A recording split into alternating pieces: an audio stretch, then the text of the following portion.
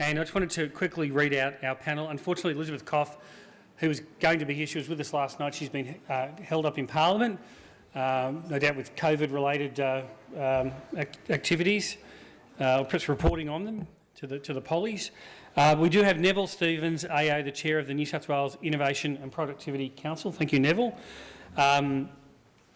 Professor Roger Reddel AO, Director of the Children's Medical Research Institute. If you could grab a seat, Roger. Ivan Power, Chair of the Westmead Institute for Medical Research Foundation, and a proud product of the Parramatta area. Grew up in Northmead down the road and gone around the world and done great things with Macquarie Bank. Please grab a seat. And to chair the panel today, we have Professor Chris Peck, Faculty of Medicine and Health, University of Sydney. Chris, over to you. Yes, and also the most important person on the panel, Cathryn Cox, who's been with us earlier. So thank you, Cathryn, and she's no stranger, of course, the Chief Executive of Sydney Children's Hospital Network. So I just want to welcome everyone and firstly say that having given lots of lectures to students, you guys are like herding cats. I saw poor David trying to get you to your seats. Look, we all know Westmead provides the full suite of health services across the lifespan, so from cradle to grave, so to speak. We've got clinicians and researchers that are world-renowned, but unfortunately Westmead is not. And we're up there in knowledge generation, but our links with industry really aren't up there when you look at the OECD rankings, and that's for Australia overall. So knowledge creation, fantastic, poor in translating this knowledge into new products or innovations. So we thought in discussions earlier that in exploring Westmead's comparative advantage, this stellar panel's going to take you on a journey. The journey is going to start with the notion of precincts across New South Wales and beyond, travelling into Westmead on what makes it special, and then ending our journey on the importance of the private sector in Westmead's success. So you've already heard who's on the panel, and I'll start with Cathryn. And Cathryn, just to set the scene, and really in your previous role, and you might want to outline that to the attendees, you know, what's the vision as you see it for health precincts in New South Wales? And I'll just put a previous hat on where we did the 20-year infrastructure strategy for New South Wales Health, which was a very significant piece with EY. I don't know where Isaac is, and we talked a lot about precincts in that context. And also when GSC was first established, there was a lot of discussions with GSC then about how did we differentiate and what was our view about all these great big hospital kind of developments that we had on. We had Liverpool, we had Randwick, we had PA, we had Westmead. There's you know, billions of dollars of investment going into hospital infrastructure across metropolitan Sydney as well as rural. And GSC sort of gave us the challenge and said, you know, well, what's your plan? And we came up with a maturity pathway. And like all those things, everyone decided they all wanted to be up the top end of what was perceived as this maturity pathway. And so it's become very difficult to get that point of differentiation. So what we've got is probably a competition, really, occurring between the precincts. I have the good fortune of being in the Randwick Health and Innovation Precinct and also the Westmead Health and Innovation Precinct, and that's an interesting challenge to deal with. So I think in terms of really where we need to be going to in New South Wales is really that point of differentiation that we talked about on the earlier panel, and what's the research strategy approach also across New South Wales. And I think Hugh Durrant-White has said before, you know, industry is often confused, you know, which precinct should be going to for what industry. So really a vision for precincts across metropolitan Sydney, because realistically there's probably only one that can be the really mature innovation, genuine innovation precinct as you look along that maturity pathway. And that's a Westmead. You know, it has to have that critical mass. I think we've probably got to bite the bullet and say that is the only precinct that will get right up the top of that maturity pathway, and we have to be clear about the differentiation between all those sites. And so, as you mentioned in your previous role, but now in your current role, how do you see, have you got some specific thoughts on how you see Westmead fitting into that overall New South Wales precinct model? So for Westmead, I think it is the only one really in New South Wales that will be at the top of the maturity pathway. There'll be ones that will have hospitals that are providing services essentially for their local communities, and they should do that and do that really, really well. But then as you go along and you get that really relationship with universities, education, innovation, technology partners, startups, all those sorts of things, that really is what Westmead's about. Mm. Oh, thanks, Cathryn. And Neville, in your role as Chair of the New South Wales Innovation and Productivity Council, Cathryn put the stake in the ground saying that it's going to be the health precinct. So who's developing great innovation precincts locally or globally, and how do we compare, and are there some learnings we can take from that? Yeah, I think there is a lot of learnings we can take from international experience here. The Innovation and Productivity Council did a fair bit of work on precincts a couple of years ago. It became pretty clear as we were doing it that everyone wants to be a precinct these days. It's sort of very much flavour of a month, and there was no shortage of schematic visions of trains and little palms as people having a cappuccino, but at the end of the day there was a lack of understanding about what's required to be a precinct, and particularly what's required to be an internationally significant precinct. I make that distinction because there's a lot of precincts around which are fine. I mean, innovation happens everywhere in this country, and precincts are part of that innovation process, but there cannot be more than a few internationally significant precincts in any one area. And in the case of New South Wales, I think there's probably maybe 2 or 3 that can be internationally significant. And I believe Westmead is one of them, actually, and that's what we discovered in our report. It's probably worth just looking briefly at what makes a good precinct overseas. We did a lot of work looking at precincts overseas, why were they successful, and also actually why they weren't successful, which is equally as instructive very often. But the factors that we identified were things like market drivers. There had to be a strong market demand for the goods or services that the precinct was producing. There had to be a competitive advantage. There had to be strong branding, and there had to be good financial involvement. Venture capital was important. There had to be an area of collaboration at the precinct too. Again, if there wasn't collaboration between various groups, and I'm not just talking about researchers now in industry, I'm talking about collaboration between governments and all of those important bodies, it didn't work. There needed to be the right infrastructure. It's almost sort of you have to have the right infrastructure. It has to be the physical infrastructure, the transport, but also the digital infrastructure, communications. These are essential things. If you don't have them, it simply won't go anywhere. We also found that amenity was a pretty important part of what made a precinct work. It had to be something that people wanted to be involved with. And we're talking here about talented people. We're not, we want to attract the very best talent to these areas, and that means they want to have to be involved in the area. Maybe they want to have to live there. Cultural things are really important, and are often underestimated when it comes to looking at what's going to make a good precinct.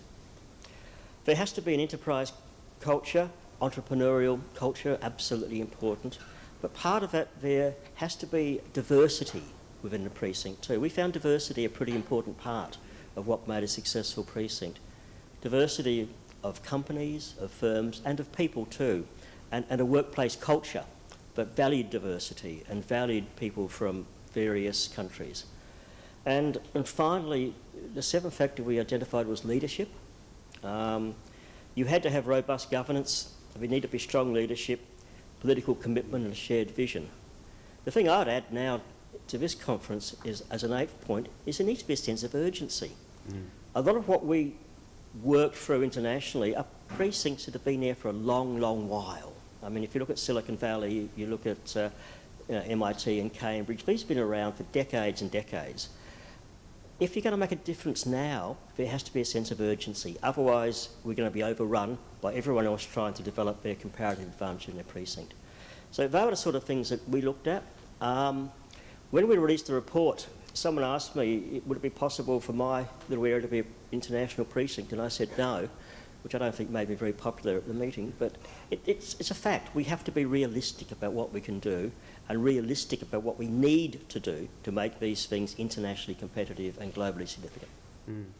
No, thanks, Neville. And I think that's, and if people haven't read that report, go online and have a read. And I think. Can I just add one thing to it, though, just because we are actually doing follow-up work on this, which I think will be quite interesting for those people here. We're going to delve deeper into some of those factors.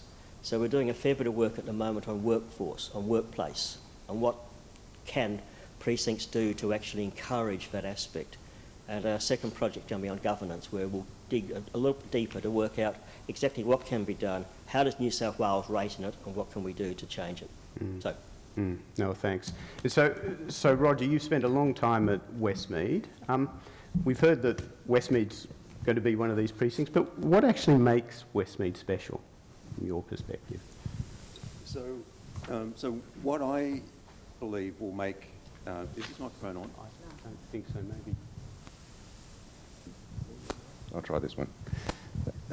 So what Westmead is going to be known for, what's going to be really special about Westmead is going to be, in my view, genomic medicine.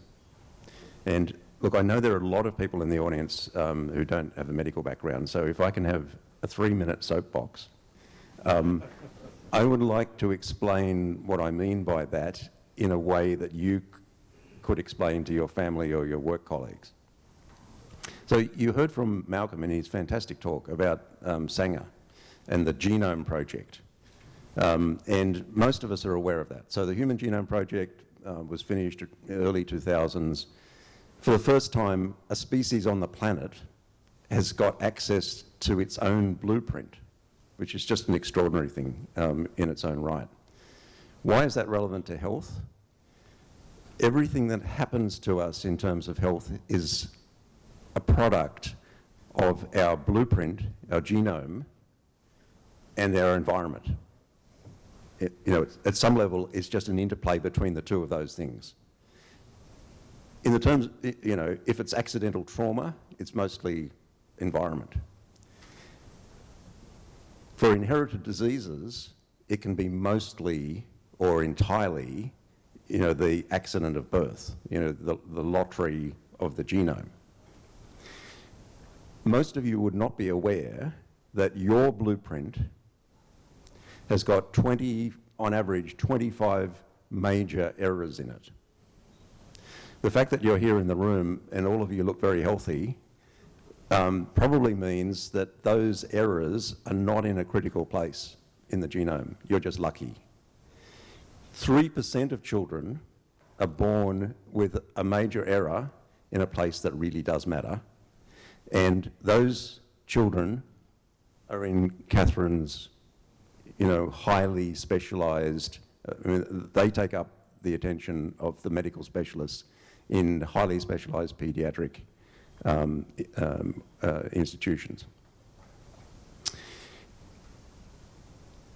Every major precinct, health precinct in the world is working on some version of capitalising on what we know about the blueprint, the genome, and putting it into medicine. It's going to change every aspect of medicine over the next 2 generations.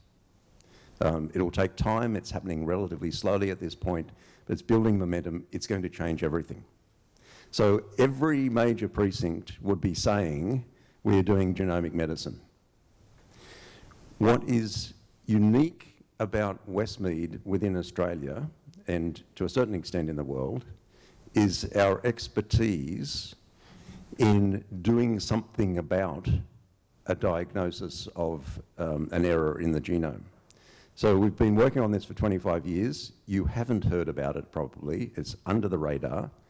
A lot of what's been done is not in the public domain yet, but will be in coming months, I would think. But it's going to be one of the really big things about Westmead. So What I mean by that is it is now possible to get into the genome in our cells and change the genetic code so that those 3% of children who've got a really serious error can have that error corrected. Example, there are children who are born, so about 1 in 10,000, with a particular condition where they appear to be born totally healthy. Over the next few months, their major nerve cells start to die off. They can't control, they no longer are able to control their major muscle groups. A substantial proportion of them don't make it to their second birthday because they can no longer breathe. Absolutely tragic condition. So there are, a dozen children in New South Wales alone every year. So, that's the number of families affected by that. It is now possible with a gene therapy product, which currently is imported from overseas, to give a single injection over a couple of hours period that appears to give these children a chance of a completely normal life. One injection, we're going to have to follow them for a long time to know that, how long-lasting this is, but the indications at the moment. So this is confidential, it's not being talked about in the public domain. This is happening in New South Wales. That product, as I say, has come in from overseas. Westmead is in the position of being able to generate new therapies of that kind. There are nearly 7,000 different inherited diseases. Westmead will have a place in developing therapies for many of those, and we will be exporting them to the world. That's what I think is special about Westmead. No, thanks, Roger. I think it's important because we do everything for everyone, but actually having a flagship activity which is underpinned by world-class research sounds very sensible. And Ivan, I mean, if you could just wear a couple of hats, you're chair of the Westmead Institute for Medical Research Foundation, and then also your Macquarie Group leadership hat. You've just heard that there could be definitely a flagship research and clinical enterprise. Westmead's almost exclusively public investment. Do we need to change this? In a word, maybe, if I could do that. It's more complicated than that. But I think to answer your question properly is maybe to answer it in the context of build it and they will come. And so if we break that down into who the they are, first of all, who's they that we're seeking, and then given that, what's the it that we then need to build? And what's the implications that has for both the private investment that we already have there and future, and then for how public investment and private investment that comes. I think we all agree that the they are the creative, hardworking, smart people that want to base themselves in Westmead and do these amazing things. It also is the capital that backs them. So you've got to bring the people, but you've also got to bring the capital that takes risks. You've got to make sure that that capital is prepared to come. That's the they. All the other that's the they. All the other kind of theys and many of the jobs we talk about are really important jobs, but in many cases they will be told to work here as opposed to choosing to work here. And I think that differentiation is really important. If we think about it in that context, the it that we're then referring to, strong public anchor tenants, I think is really, really important. Great transport is great, placemaking, all that stuff is good, but let's be frank, I think that's table stakes, but because for the reasons that Roger's described, every single government in the world is doing this, and every single government in the world thinks that they're going to win. So you're stepping into arguably one of the most competitive industries in the entire world, which is development of startups and venture capital. That's effectively what this is about if we get down to tin tacks.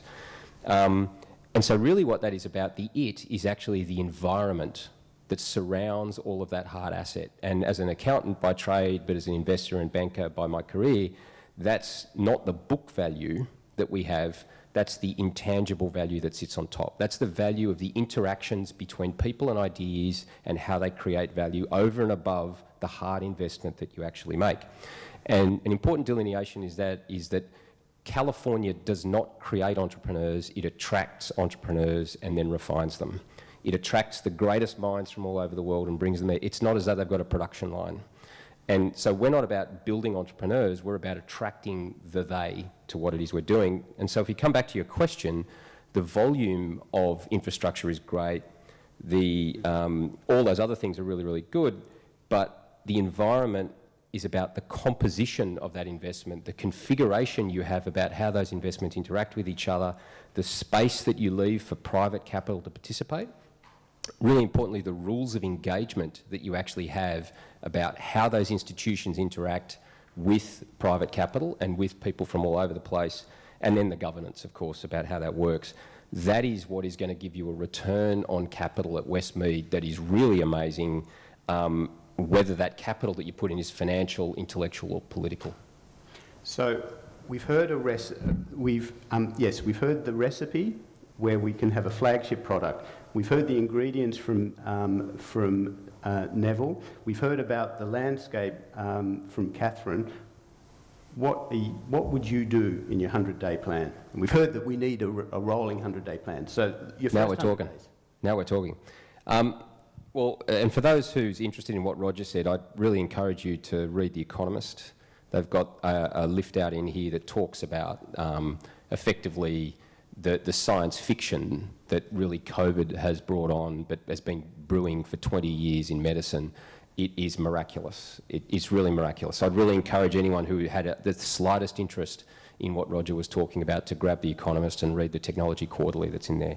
But what we've seen out of that is that really medicine is not really about medicine, healthcare anymore. Medicine has now come to where most other industries have come, which is that it's now at the intersection of technology, it's at the intersection of computer science, and at the intersection of engineering.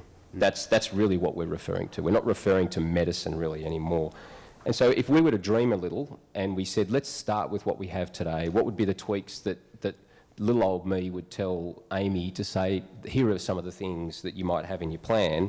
Many of these might be underway, and I followed your instructions, David, in terms of being a little bit controversial. So if I could be cheeky, and please don't hit me if I walk out of the room.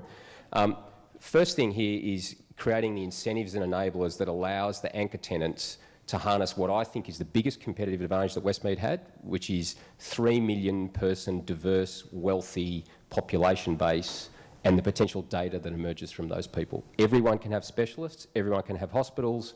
Not everyone has 3 million people, very diverse ethnically, that are wealthy, that are suffering from some of the diseases that wealthy people actually suffer from. That is an asset. At the moment, we don't have necessarily all the things to capture that asset around that. So maybe like organ donations, if we redesign patient check-ins at the precinct to allow there be a bias to yes in terms of participation in medical trials, collection of data that's been allowed to used and anonymised, all very, very safely. But if we had a bias to yes in that rather than a bias to no, we have created probably the greatest asset that Westmead actually has in terms of its ability to leverage it, which is to use that population base. We can make sure we put governance around that, but that's the boring stuff that actually we need to do to get the return on intangible capital. The incentives that we have, it's great that universities are coming out here. If they send marketing degrees in arts, we should say thank you very much, but we've actually got other things that we want to do. So you've actually got a lot of leverage. If you've got your 100-day plan, you've got a lot of leverage with universities. So we should be moving their engineering faculties here in their entireties.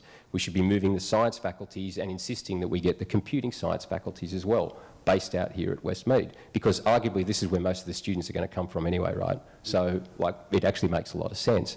If it is that, in addition to that, you should be getting the translation and venture arms, which are huge in these universities, they should be based out here as well. There's a lot of space. The space is far cheaper than what you're going to get in Darlinghurst or anywhere else. So we should have that out here as well. We're creating these corridors for where the innovation can then actually happen. The CSIRO, Data 61 headquarters would be great to have out at Westmead. That would be awesome. It'd be wonderful, as I've spoken to Phil O'Connell about, it'd be great if the MRIs could actually have a joint venture that allows you to be doing computer science and data science for medical research, that we can actually start that here and have it backed by private capital. Once again, these are all quite boring, simple little things that don't need a train station or any of that other stuff. It's really about how it is that the people who are already going to be here, you're clearing the barriers for them to interact. Because if what happens is that if we bring a whole bunch of entrepreneurs and capital out here and health system behaves like the health system and won't let anyone near any of the records, won't let them to interact in any other way, we're just going to end up with Canberra. And the question is, do we want Canberra or Cupertino? And Canberra is about lots of infrastructure and lots of stuff and lots of people going on. The other parts are about what is the behaviour and the habits that we have about how you create intangible value from the assets that you have around some of that stuff. And there's lots of other things. If we're going to look at our housing market, is a great example of the power of incentives. We have built the most unbelievable incentives to make sure that house prices go up every single year into perpetuity. Like, it's brilliant. Let's have a think about the incentives we want to build out here in order to make sure, from a tax perspective, with the early stage venture capital stuff that we have, to actually maybe double down on that or triple down on that in order to make sure that any company that's built out at Westmead grandfathers that. And I guarantee you, tax means everyone follows the Tax Act. You will get people, all the venture capitalists in the world with an opportunity to get a big tax break are going to base their companies out here. So that's the question for us, is it's in the grist of these incentives that we have. It's in the clearing of the barriers, in the simple stuff that, in my experience over like 25 years of doing this all around the world, it's not the big stuff. The big stuff is table stakes. The stuff that's interesting about innovation is what you do on Monday to actually liberate people in their day-to-day to make their habits a little bit better, and that allows them to interact and the sparks to really happen. So we're going to agglomerate all of the 10 plus universities at Westmead and have now the Westmead University with the Westmead Innovation Health Precinct. For the other speakers... Competition's good, Chris. You need competition. Yes. They'll compete with those 10 other universities. In the last minute we have, what's the one thing that the other panellists are going to do in the first of the rolling 100-day plans? Neville. That's a very hard question, actually, because I think what we've heard is a whole range of things that have to be done. But the question I always have is, what's going to make those happen? And I think that comes back to leadership and governance at the end of the day. Unless someone's driving this, these things are just ideas and they won't happen. Someone has to be responsible for making them happen. Thank you. And Roger? So something we'll do is a continuation of what we do already, and that's compete in a global, ferocious talent market. And our competition is not primarily in the Asia Pacific for talent. It is currently, and will be for the next 10 or 20 years, primarily in North America and Europe. Thank you. And Cathryn, I know you haven't been briefed, but what's the one thing that you are doing in your first of the rolling 100-day plans? Differentiate and be, as I said, clear about why we're different and what is the point of difference, and communicate that.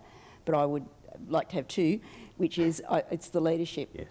We absolutely need a single point of leadership to really drive it. Great. Well, thank you, panel. And could I just ask everyone to put their hands together, because I think this has been wonderful in actually providing just some tangible next steps. So thank you all.